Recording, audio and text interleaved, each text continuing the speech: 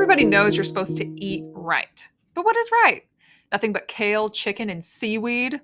Certainly not. There are a ton of myths we can bust when it comes to diet and nutrition.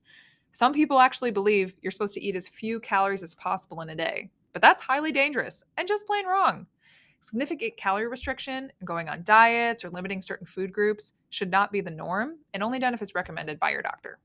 Our bodies need a certain number of calories to function properly, and that includes our brains.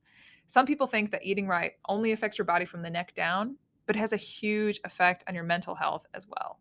So we need enough calories and we need foods that fuel our bodies and brains adequately.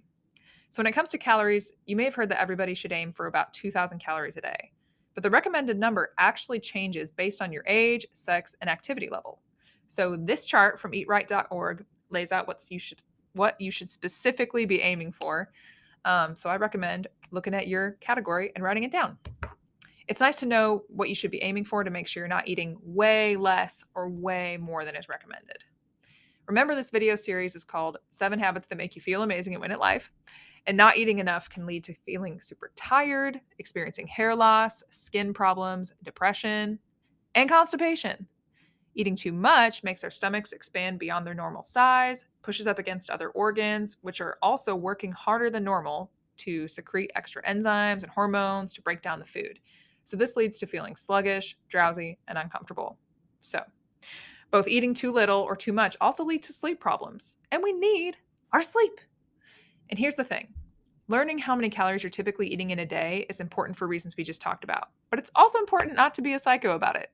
Getting obsessive about eating the exact number of calories needed, ironically, isn't good for your mental health.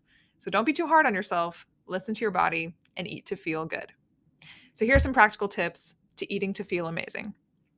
1, ask yourself, how can I make this meal more colorful? And obviously, I'm not talking about Pop-Tart packaging or fruit gushers, but just good old-fashioned fruits and vegetables. Find the ones you like. It's okay to stick to those. You don't have to force yourself to eat stuff you don't like. But that's a great recommendation. I also recommend, if you're not a big vegetable person in general, hiding them in smoothies is a great idea. So one of my husband and I's favorite things to do is make smoothies where we put zucchini, sweet potatoes, cauliflower, or baby spinach in the smoothie, and you can barely taste it. So there's a great recommendation. So take the time to continually learn about what foods are going to help you feel your best. There's so much to learn about nutrition, so it's okay if it feels overwhelming at first.